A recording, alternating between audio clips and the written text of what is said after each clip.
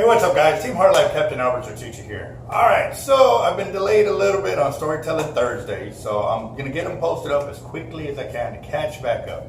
So, for today's Storytelling Thursday, it's one of the most heartbreaking times I've actually had during fishing.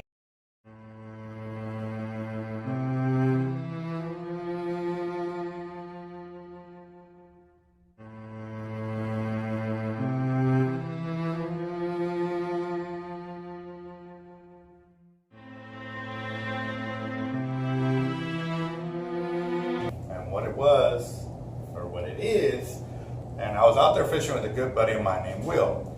It was real cold out there that morning, and it was probably about 40 degrees. We were early, about 7 o'clock in the morning or so. So I had a cast net ready right next to me. We were fishing off the backside, and we were dropping down with a Zertuche rig catching perch because we were casting on the front and catching bull sharks. Well, it was just me and him on the pier. It was cold, it was windy, but we were still out there fishing because it was another great day to be out there, as always, you know. You gotta get out there. So I'm sitting there and I'm fishing with a 721 Harrington with a Newell 235F. This was probably maybe 15 years ago or so. And so I'm sitting there and I'm dropping down, and we're trying near the pier and we're casting out a little bit, and he ends up hooking up a big old whiting, you know, a little further out. So, you know, I go like this, and I just kind of dink it. Well, the current was so bad, we were having to use heavy weight. Now I'm talking like I was using like a 6 to 8 ounce weight at the time. And so I turned like this, and I didn't even pay attention, and it backlashed. And when it backlashed, it like shook right out of my hands, because I'm telling you, it was cold out there. So when it did, I was like, oh, damn, you know, I said, there goes my rod. And so I looked, and it's sitting on the water floating like this, all nice and perfect. I was like, oh, I got this. I reached down, and I already had my cast net looped up where I just could stick my hand through the hole, grab the rope, grab the cast net, and then all I would have to do is set my weight. So I did that in one motion, and as I'm coming up, I look, and my rod is gone.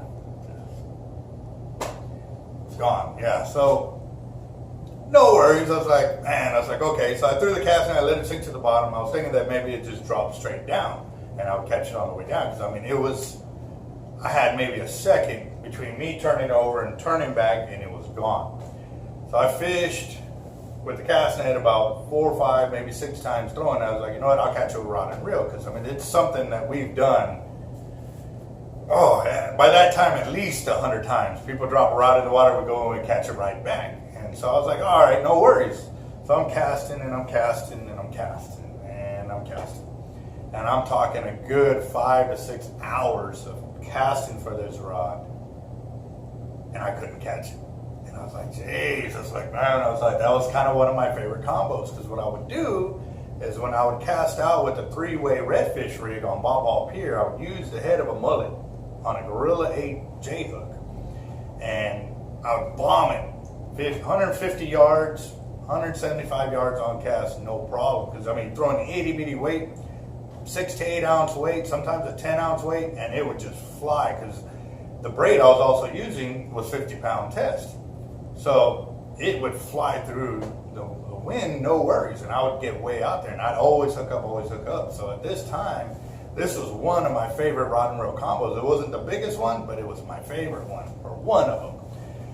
So I'm already starting to feel down and this and that, and you know, and yeah, by this time I kind of already had it. I was like, man, I lost one of my favorite rod and reel combos, and so I was just like, geez, it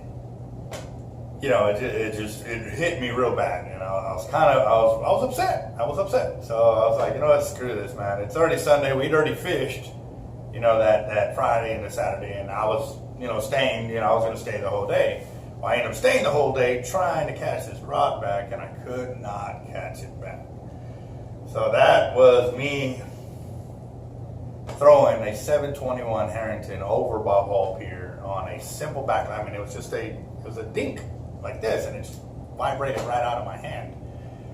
And I don't know, maybe the braid had something to do with it, that it didn't give it the little shock that I needed or was looking for on the cast. I don't know what it was, but it just right out of my hands. And man, talk about feeling helpless. It hurt. It really hurt. So, yeah, guys, I don't know if y'all have ever lost a rod on accident or seen it go in. And actually, I've seen another one go in, and that's going to be my next story, so stay tuned.